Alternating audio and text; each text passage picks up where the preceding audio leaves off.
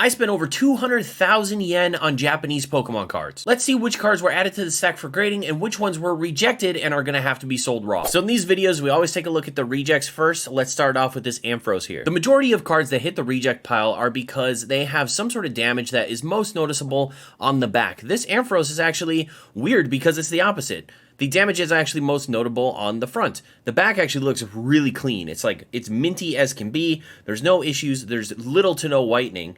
But unfortunately for this card, the damage, like I was saying, is actually on the front. You can see up there, top left corner, there are some dings and dents.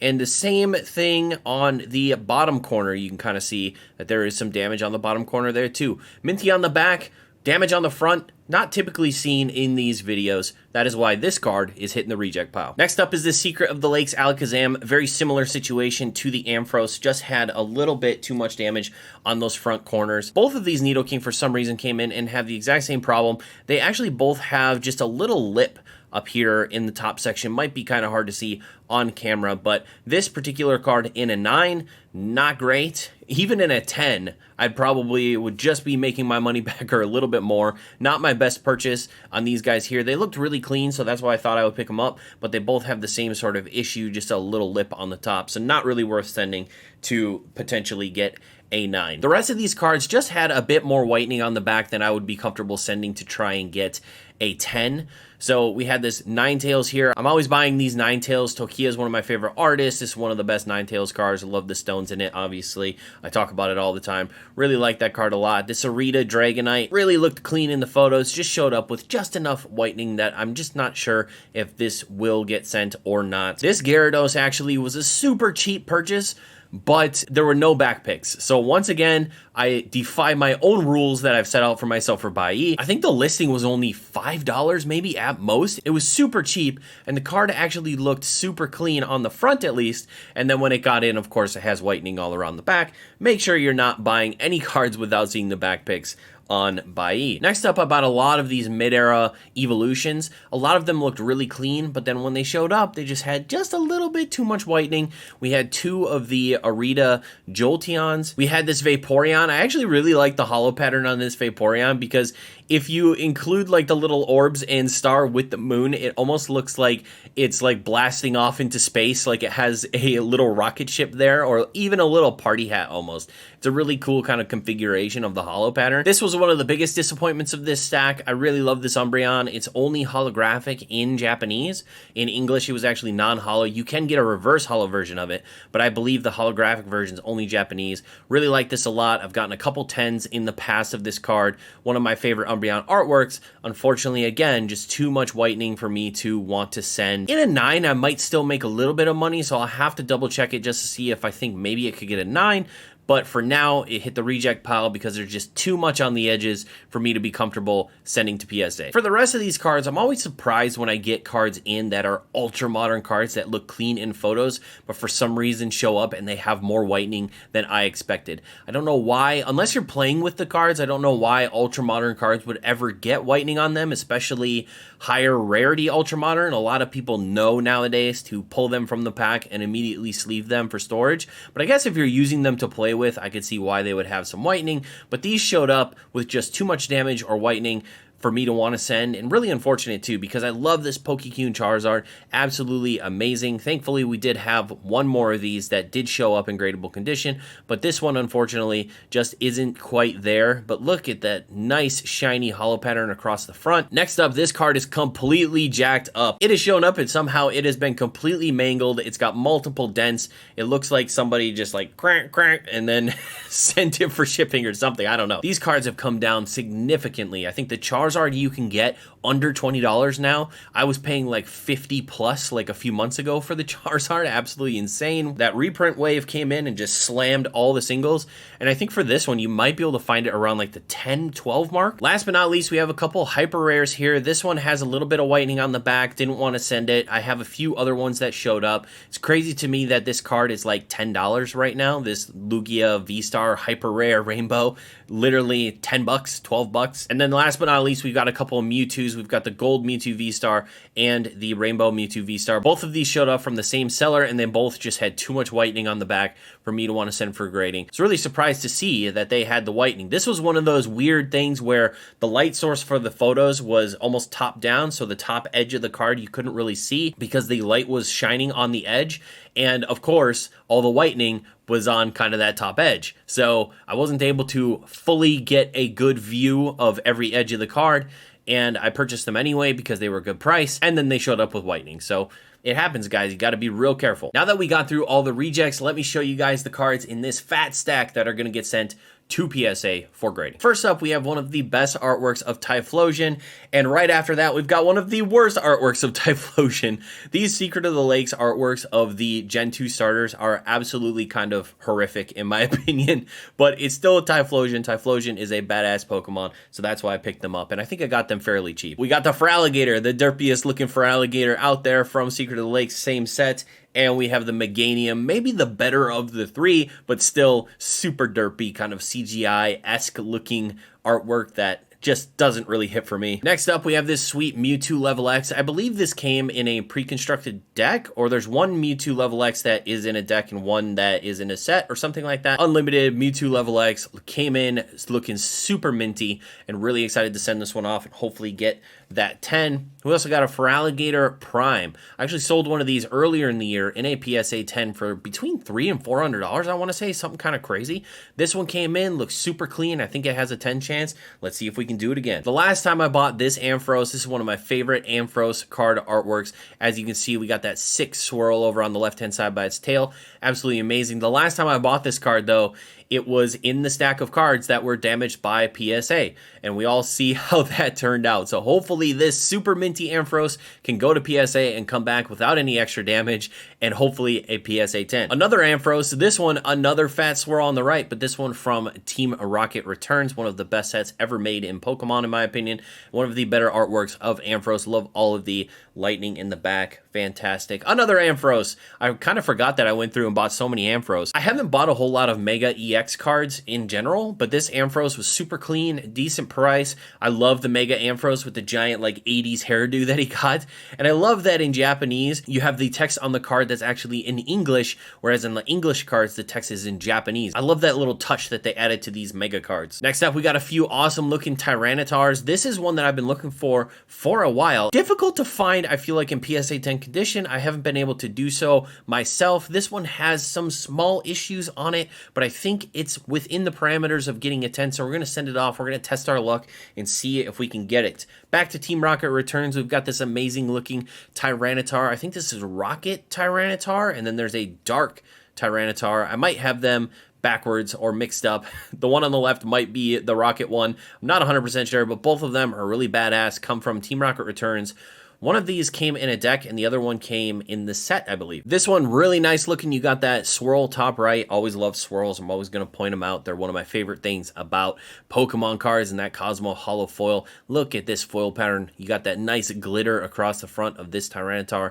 Absolutely minty card. Can't wait to send it off. Thankfully, we did get one Tokia Ninetales that is in really nice condition, so we're going to send this one off. Hopefully, we can snag another 10. I've gotten so many of this, and I think the Arcanine, there it is, in the PSA 10s. I love these cards. I pick them up if they ever look mint. I actually had someone at Collecticon come up, look at this card, and say, I'm not even a huge Arcanine fan, but I gotta buy that because that is just a beautiful card. And I agree. Both of these cards are stunning. Love the inclusion of the Evolution Stones. Oh, look, we have another Arcanine. See, sometimes you buy so many cards that you forget how many of each card you actually bought. So we do have 2 Arcanines to send off and 1 Ninetales. Very cool. Sticking with the Arcanine theme, we've got a couple Arcanines. These 2 actually came in the same lot, and they actually showed up in really nice condition, both an unlimited and a first edition version. Now it's time to jump into the evolution section of this purchase. We have this nice Umbreon from, I believe, Reviving Legends. Always looking for this card in minty condition. PSA 10 sell for quite a lot. This one, unfortunately, though, has a scratch on the back. I'm very interested to see how PSA treats it because it is completely mint otherwise, but the scratch is pretty deep. You can see it right there where my finger is pointing. That is that deep scratch on the back, kind of left side of the card. Everywhere else on this card is minty, absolutely clean, no whitening, clear of anything else whatsoever. but it is a pretty deep scratch, so I'm going to have to see how PSA treats this bad boy. Next, from the same set, we have two of these amazing looking Espeon cards.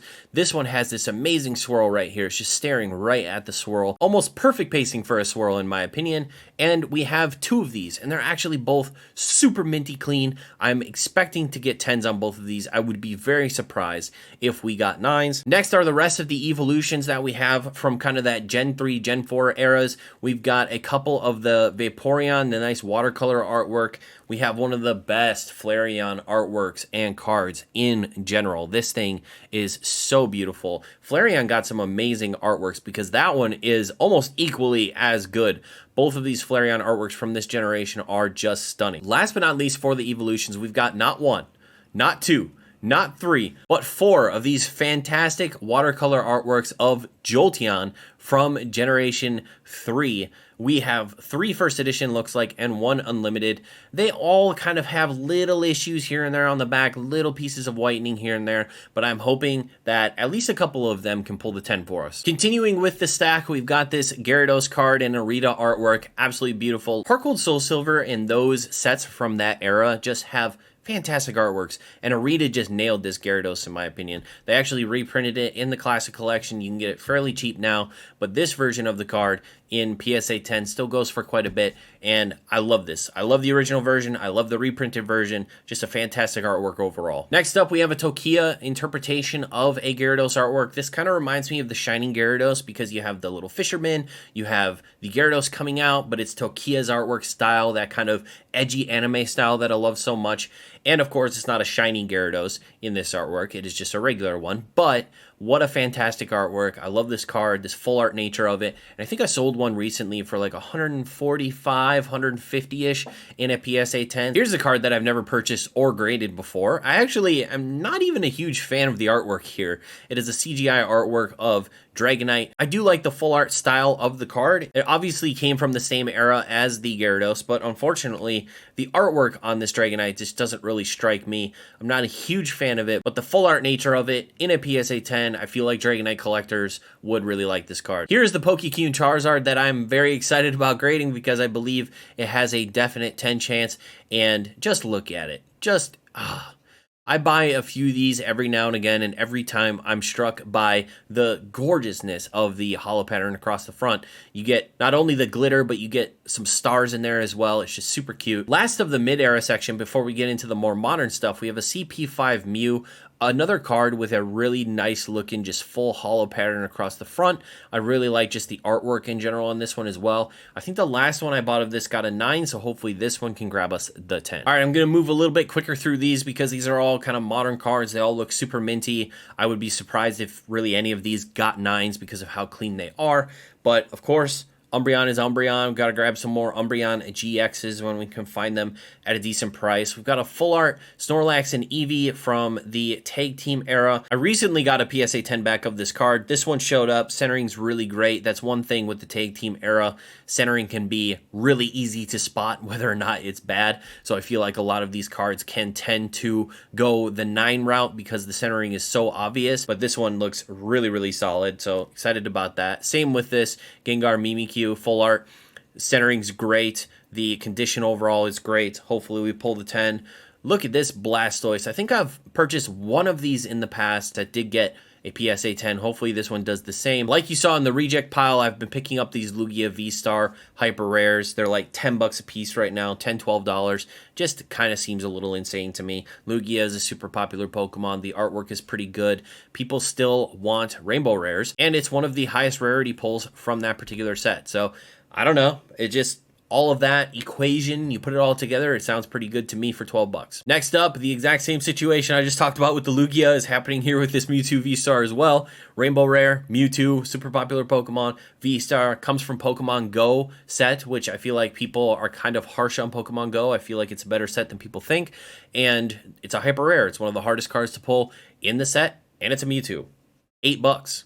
Kind of nuts. Staying with the Mewtwo species, we also have this Mewtwo V-Star full art. Obviously the alternate art with the Charizard off in the back. I was buying these when they were $20, $25, $30 a piece, and now they're around $10, $12, $15 a piece, and I'm still buying them. So I think that they're just a beautiful artwork.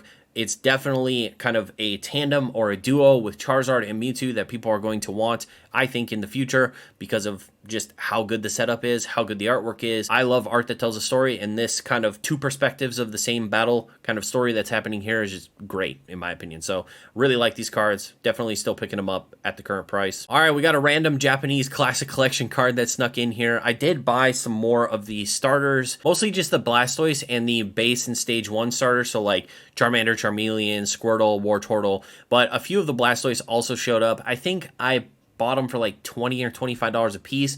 Unfortunately, I got 3 of them and only one of them was gradable, so I will be putting up a couple of kind of great binder copies, kind of near mintish, but not gradable for me copies up on the eBay here soon. So if you're interested in picking up any of those for your collection, definitely check that out. We've got another Charizard Level X. You guys have seen this card a lot in different PSA returns, in different I Spent series videos. Decently tough card to find in actually PSA like 10 condition, but whenever I can, I'm willing to pay out for it because I just really like this card. And if it does pull the 10, it's a pretty expensive card in a 10. So we have another full art Charizard EX. We've got 4, I was going to say 3, but we have 4 of the Charizard V full art cards. I think I purchased a few lots of these Charizard cards, and this card in particular is quite cheap, even in comparison to the V-Star, which is a bit more expensive. This card is very, very cheap. I think I picked these up probably for under $10 a piece. This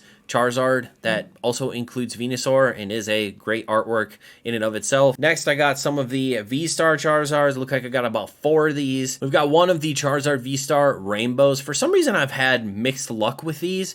Sometimes they come in and they have like just enough of an issue, like a little dent on the back or a little smudge on the back or something that I can't get rid of. But this one thankfully showed up, very minty, excited to grade it and hopefully get the PSA 10. Next up, some cards that I have not bought but kind of just started buying here recently. We've got 5 of the Charizard V Shiny Full Arts. Great card, great texture, great Pokemon. I've been picking up some of these at what I feel like is pretty decent prices, and a shiny Charizard. I mean, it's gorgeous. I love it. You can't get the shiny V Charizard without buying a couple of the shiny VMAX Charizard. I mean, come on.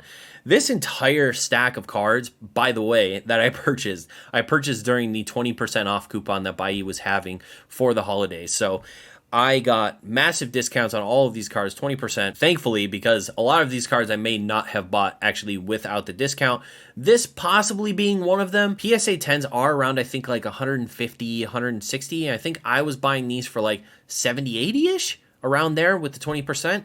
So I picked up a few of these. I've never owned this card before, and it's just gorgeous. Look at the texture and everything on it. Just beautiful. I love the Charizard VMAX. He looks so imposing and badass. Charizard's my favorite Pokemon, so had to grab a few of these along with the V Full Arts. Last but not least, another Charizard card that I've been picking up are these 25th anniversary cards. The raw card price and graded price of these are dropping though. I have sold a couple PSA 10s in like the 250, 260 range here recently, and I've also been picking up these raw around $100 or $110, and 99% of the cards that I've gotten back from PSA so far have been PSA 10. With that in mind, the graded price in PSA 10 is dropping, and dropping pretty fast. When I first started purchasing these, they were around like $300 in PSA 10, and now I am slowly selling at like $250, $260, and I think they're going to keep going down as they keep getting graded. But I love this reprint, 25th anniversary, momentous time for Pokemon. And the way that they release this card in the promo packs instead of in the set itself, I don't know. I like the release. I like the artwork. I like the card. It's got all of the stuff, in my opinion. So I keep picking these up at prices that I feel like are appropriate. And we're going to see if we can ride this wave until it disappears. If you guys like this video, make sure you hit the like and subscribe button. And make sure you check out this video where I spent over 350,000 yen on Japanese Pokemon cards.